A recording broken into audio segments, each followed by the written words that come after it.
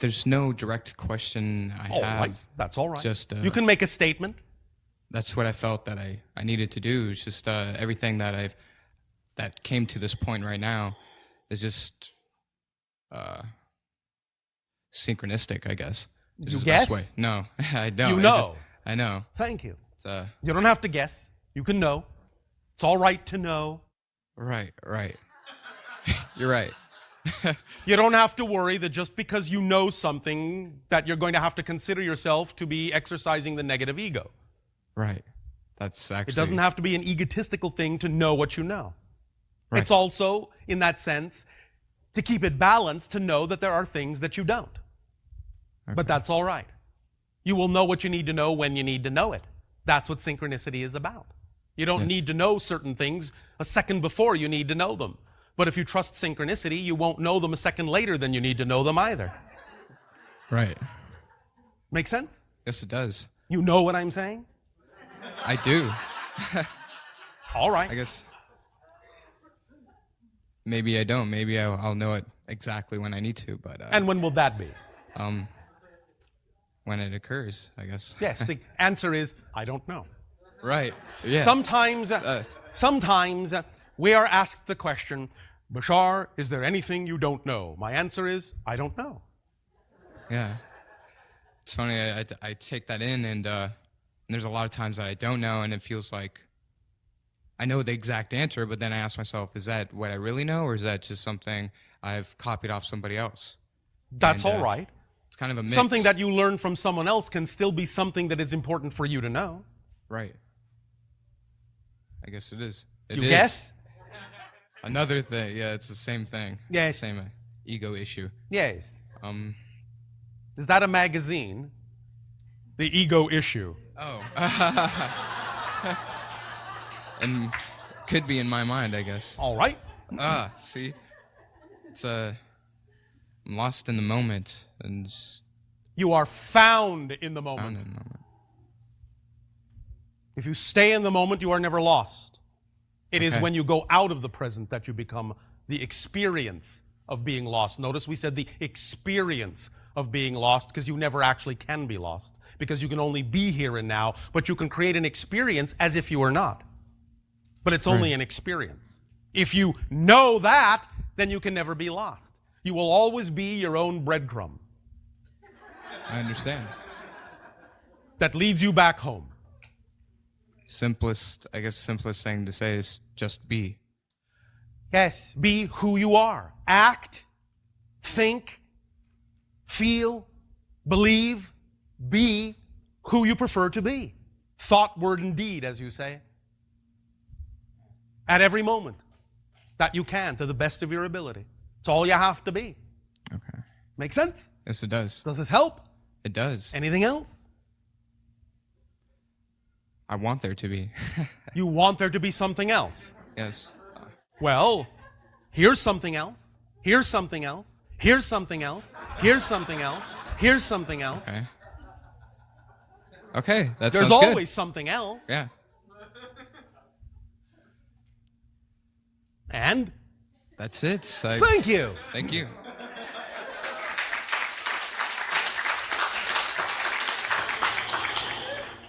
Hi, Bashar. And Thank you, good day. Thank you. Good day.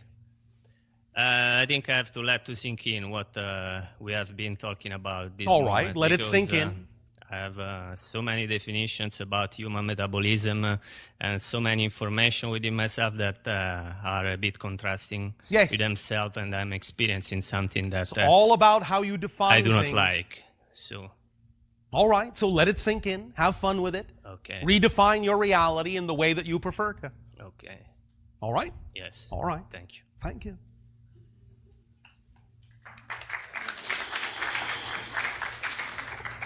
Hi, Bashar. And to you, good day.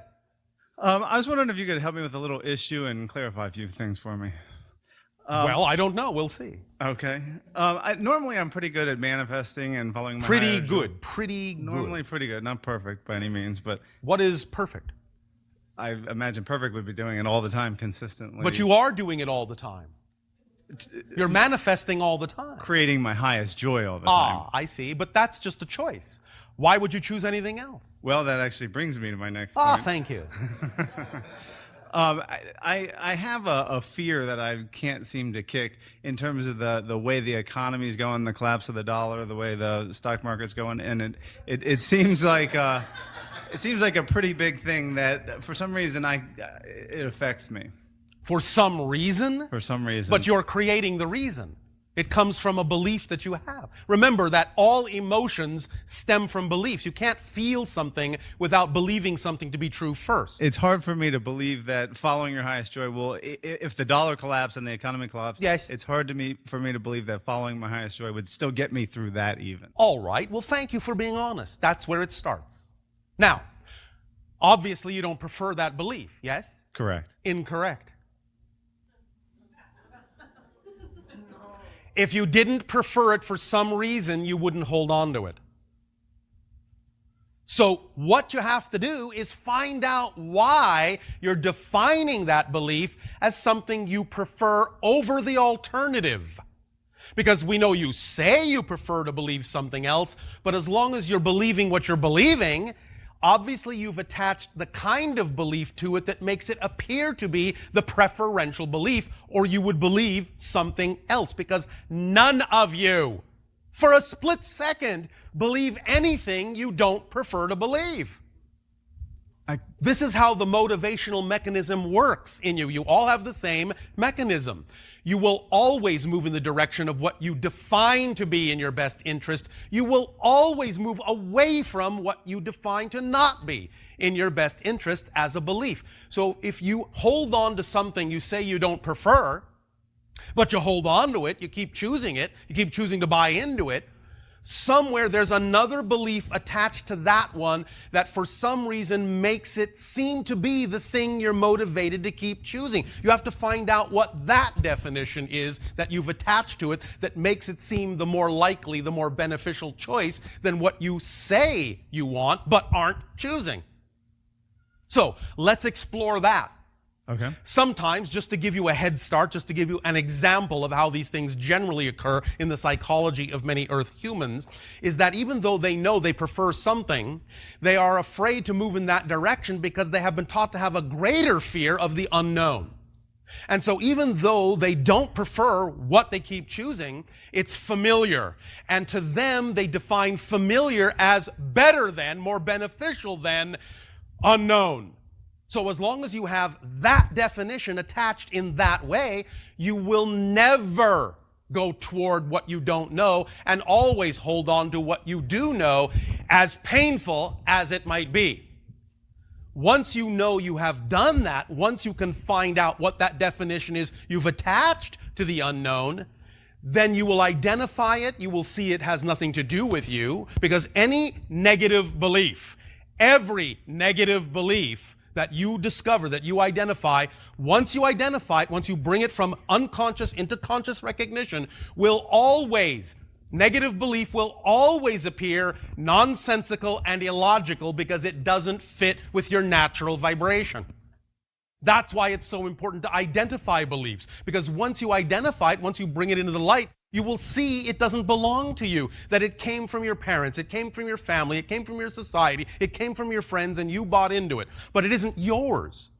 Holding on to something that isn't yours is called theft. Don't be a belief thief. Let go of what isn't yours. But the only way to know it isn't yours is to identify what it is, so that you will see it doesn't belong to you. And once you know it doesn't belong to you, you'll drop it. You understand? I do. Is this helping? It actually brings up an awareness. Oh, thank you. And what is that awareness? Imagining the destruction of the economy would, on some level, be more comfortable to me than imagining the unknown of what would be sort of the perfection beyond that. Well, there you go. Now, understand that what you call your economy is arbitrarily based anyway, isn't it? Sure. Isn't it just by your agreement? Sure. That it works at all? Isn't it just an imaginary game? This is worth that. Okay. Didn't it used to be rocks and bones and stones and feathers and beads and all sorts of things? Now it's coin and paper, so it's just arbitrary. It's just what you agree to. A more solid economy would be basing it on the people themselves, their skills and abilities, and what they have to contribute to society. You'll get there. But the point is you don't have to worry about the collapse of the old system, because that's what needs to happen if you're going to have new systems. The trick is to create the new systems now so they will be in place when the old ones crumble of their own dead weight, because they no longer serve you. So seeing them start to break up and dissolve is actually cause for celebration, because it means you're on the verge of allowing yourself to know that there are new systems you can implement. But the point is, take action and make those new systems. Invent them, create them, be creative, be active, take action for its own sake. Again, not as a means to an end. For its own sake, because it excites you to do so. If it excites someone to invent, to create, to talk about, to share ideas of new economic systems just because that's what excites them, then that's what's going to create the new systems, and the synchronicity will take care of the timing. The new systems, when you have exciting people doing things because they're excited about it, just because they're excited about it, the timing will take place within the synchronicity automatically, and the new systems will be where they need to be, when they need to be there, when the old systems no longer serve you. That's how it works. It's automatic. It already works. You don't have to make it work. Just let it work. By going with the flow of it. By being who you really are. In a sense, by dragging your heels and not allowing yourself to believe that you will be supported in another way, just as you have been supported by this arbitrary idea. If you can be supported in your life by such an arbitrary, imaginary idea, why can't you be supported by another one?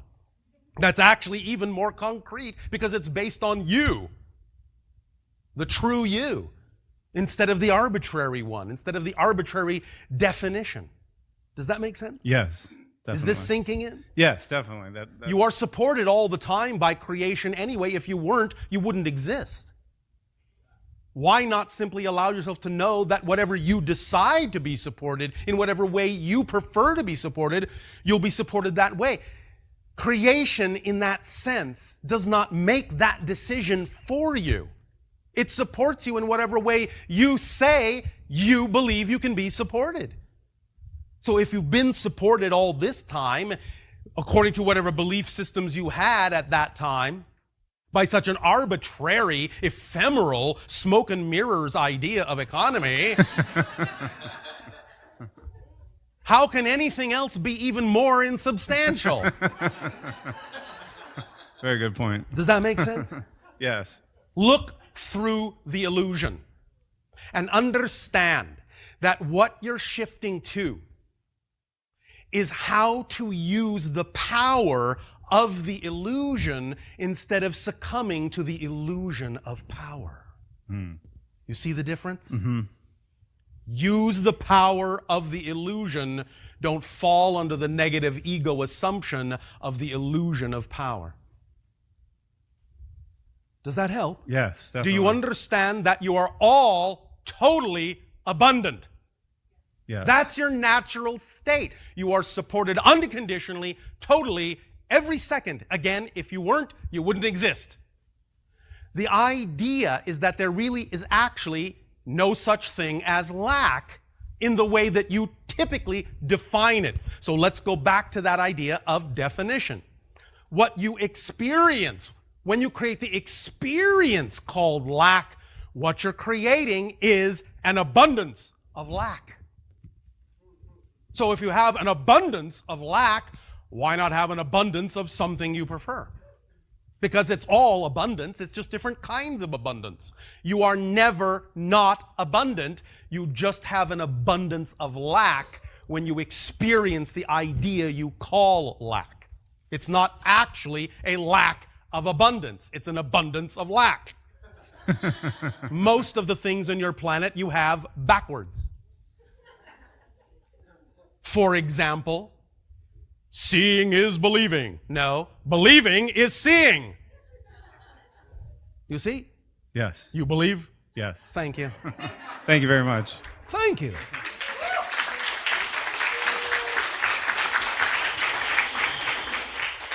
By the way,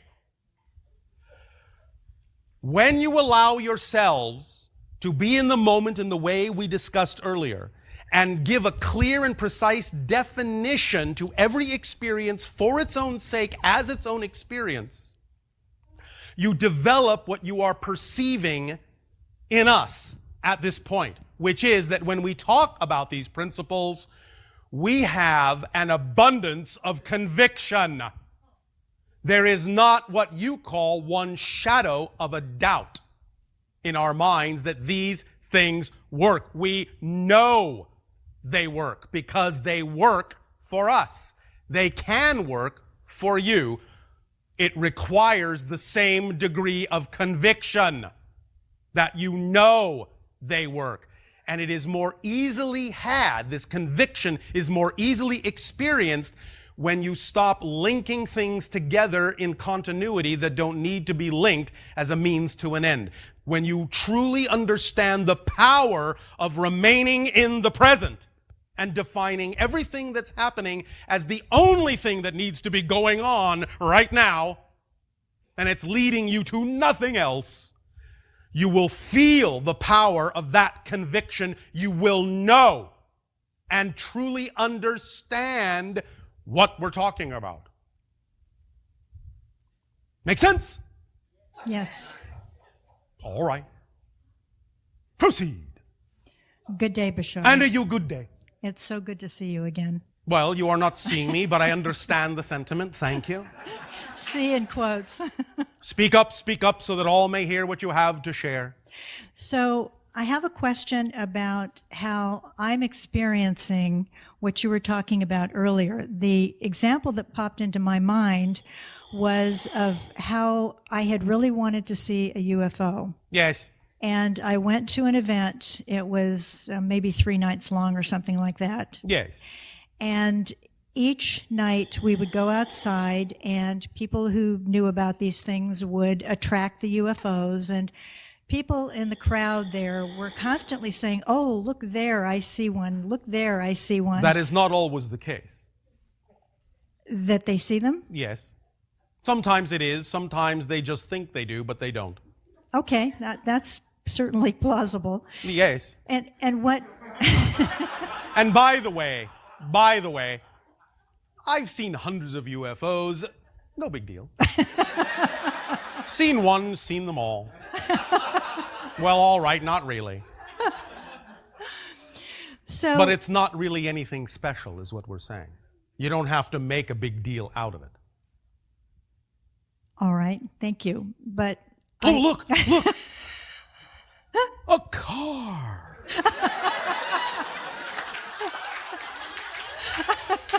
Wow! Headlights and everything. It's a car. Yes, they're fun. Yes, they have their own uniqueness, but you know. A car by any other name, UFO, spaceship. Well, what it represents to you is what you're focused on. yes, But that's all within. The whole idea is that the idea you call a UFO, of course, if you recognize it as a spacecraft, it becomes an IFO, right. is all about the idea of your ability to simply transfer yourself to a vibrational state and get a reflection, in a sense, that shows you are in a different reality. But again, you can't base it conditionally on the idea of knowing you're in a different reality by waiting for the reflection. You have to know you're in a different reality. Then you'll just get the reflections when they are appropriate to appear. But you can't use the idea of seeing something like that as proof, in a sense, that you're in a different state of being, because then you're making that state of being conditional on the exterior reality experience, instead of just declaring that that's your state of being, which is what you say you prefer to be in. Make sense? It does. And Yes. I'm wondering and guessing that this is related to the feeling that I get before something like this happens. Yes. In that particular instance, at first I was sort of pushing myself. I was trying to force it. I was trying to force the experience. Yes. And I could feel that this was not the way to go. All right.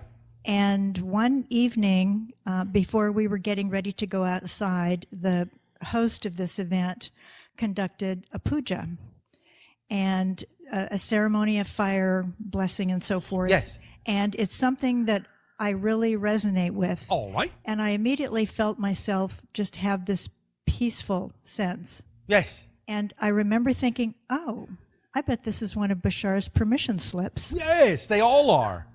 And when we went outside, I just had this feeling of acceptance of whatever was going to happen or not happen was going to be fine. All right. It would all happen in right timing. Yes, have fun with it. That's the point. And it was fun, especially when I experienced it, because it was better than I expected. There you go. And Higher mind can bring you something the physical mind may not yet have really been capable of imagining. Can bring it to you in a much greater way than the physical mind may have been capable of imagining. That's why it's important to allow the higher mind to do that and not insist that it has to turn out a specific way as what your physical mind was only capable of imagining. Because the physical mind is limited in what it can imagine. But the higher mind is not.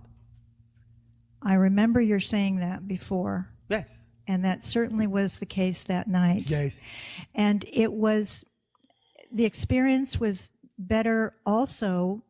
It was way better also because it helped me to understand the concept of that feeling, the Yes. feeling that I get. Yes. And so that was what I wanted to talk about, because I've had the feeling where it just feels like this is going to happen and I don't have to do anything, and I'm certainly not going to try to force it because... No, well, it's not that you don't have to do anything. You don't force it, but you simply allow the behaviors and the actions to be expressions of the state of being that you're in. So whatever it is then you do is an expression of that state of being. But the actions thus then grounded in physical reality show, in a sense, the reflection of the physical universe, show up in the reflection of the physical universe, that you are committed to that state of being. That's what the behavior shows, that you're committed, that you're truly in that state of being. Because the behaviors follow naturally by being in that state of being. So it's not that you do nothing in terms of activity, but you don't force it. Yes. Okay. And so in that instance, I allowed it to proceed. Yes. Allow is not even the right word. I understand. But it's a good enough word. Okay. All right. So I've had that experience of the feeling of this is going to happen and it's natural, which I guess could be another... This is happening. You don't know what's going to happen. You don't know how something is going to happen. What your physical mind is capable of perceiving is what is happening. That's now. right. Bring it into the present, not going to happen. Happening now. Okay. Oh, so that's what the feeling is saying. Yes. Okay. All right. Remember, when we talked about the idea of prayer, prayer is not asking for something that's not here now. Prayer is being in a state of gratitude that it already is. Then you can see it. That's manifestation. That's what prayer is. That's why it's important to keep prayer in the present rather than, I want this to happen. It's going to happen. You're removing yourself from the present. And when you're not at present, you're not at home, then whatever it is you are attracting can't find you. Because you're not here. Ding dong, hello, knock knock. Nobody home. Oh well, guess we can't deliver this wonderful fruit basket.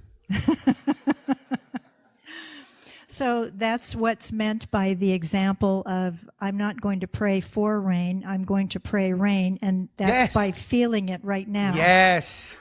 Okay. You shift yourself then to the vibrational parallel reality in which it's already raining. Okay. All the programs already exist. All the versions of Earth you could possibly imagine already exist. When you change your vibration, you shift to the parallel reality that already reflects the vibration you've changed to, where it's already raining. Get the difference? Yes, yes. Does that help? It does help. Thank you. Thank you for becoming your own flying object. May I ask a question that is related but is also slightly off topic? I don't know, can you? Well, let's give it a try. Don't try, just ask. All right, thank you. So I have a question about this feeling state. Yes. Now that I'm more aware of it, Yes. It really is a trip. Oh, all right, yes. So I have the feeling state also around the concept of some of the, I guess they call them the Council of Nine. This is the way I've heard it described. It is a euphemism for a collection of certain kinds of consciousness, yes. Existing in another dimensional level from your own, yes. Okay. And my understanding from some recent experiences is Yes. that they include the so-called Anunnaki. No. Okay. So that's part of my question is, how far do I go with this idea? Because you talked yesterday about the Interstellar Alliance. Yes. There are many different interstellar alliances. Okay. We have our own, there are others. Well, they use a term which at a previous event, Yes. I remember somebody asked a question about the Galactic Federation and you said what? And he said Galactic Federation and you said what? I wasn't saying what to that. Oh. We were saying what to the way it was phrased to put him back in touch with the fact that he was, in a sense, being out of the present with the way it was being asked. Oh. We understand what is meant by Galactic Federation. Right, but the way this is described, Yes. it sounds like it's a specific body of beings. It can be seen and experienced that way. The idea, again, is that all these things are symbols. It's your symbol that represents that level of consciousness. If that symbol works for you, allows you to relate to it in a way that's fun for you, that's exciting for you, use it. But they don't see themselves that way. That's all we're saying. It's a symbol that works in your language, in your reality. So use it if it works for you to form a relationship. That's all right. The reason we say that the Anunnaki are not involved is because the energy that you have labeled in your society as Anunnaki no longer exists in the way that it used to in terms of your space-time linearity. So even though there is a consciousness connected to what you're calling the Council of Nine that could be said to be peripherally connected to what used to be the Anunnaki, it's no longer Anunnaki. But it contains that idea. But we wish to be more specific so as to not mislead you in terms of the symbology and the definitions that your society has given to it. From our perspective, it was, in that sense, not an accurate description of the energy as it actually exists now. Okay. Does that help you? It does. Okay, but if I might take this slightly further. So I'm considering doing some work with some people, some personal healing work. Can I ask you a question? Yes, please. Why are you just considering it instead of doing it? Well, I actually have done it once, and Then you are doing it. well, I'm not sure if I want to do it again. Then don't. Why is this so difficult? There is nothing mysterious about this. I don't prefer to do this again. Okay, don't. Well, the work I Oh, like, now I prefer to do it again. Okay, do it. it's the idea of individuals Yes. who are non-corporeal entities who are Yes. said to be in the room, including one who is said to be one of these, the council or... Let me make this clear for you. Okay. If you just look at all this as symbology that is representative of information that you prefer to attract, just look at it as symbology regardless of what you consider to be the reality. Because it's only the symbology you're going to experience in your reality anyway. Do you understand this? You're creating your symbol in your reality out of your energy. Even if another being, as you say, is really there, the only way you can perceive another being is to create a symbol of that being in your reality out of your energy so that you can form a relationship to that symbol that represents that energy so you can identify with it. So just look at everything as symbolic and just take it for what it means to you and use it in the way that you prefer. And don't spend time, would be our suggestion, wondering if it's real. The symbol is real enough for the energy and the information it contains if it has relevance for the work you have decided to do. Just use it as relevant information. And don't focus so much on the idea of exactly whether or not the source is quote-unquote real. It's all real in one context, but the only part of it you're experiencing anyway is your symbol of it. That's what you're interacting with. It's a reflection. So take out of it what you will. Leave what doesn't work for you and move forward. Does that make sense? Does that help clear up the idea? It does, and it helps me to understand that what I must be doing is creating, because I had that feeling again. Yes. Because I won a raffle at a meeting. All right. And the raffle was for this energy healing. All right. And at first I thought, well, this is going to be nice, but it's probably just mainstream massage, but I'll go with it and see what happens. Then why did you choose to win it if it was just mainstream massage? Well, it didn't turn out to be that Oh, at what all. a surprise. Yes. You mean you can actually learn to trust yourself and trust your synchronicities? Oh no, what a tragedy. It turned out way better than that. Oh, what a surprise. That would be a very good motto for you all. Oh, what a It always surprise. turns out way better. Oh, yes. It always turns out way better. It always turns out way better than I ever imagined. It always does. Yes, I like that one. Oh, all right. You can use it. I'll give you permission. Thank you so much, Bashar. Thank you. I love you. Our unconditional love to you as well.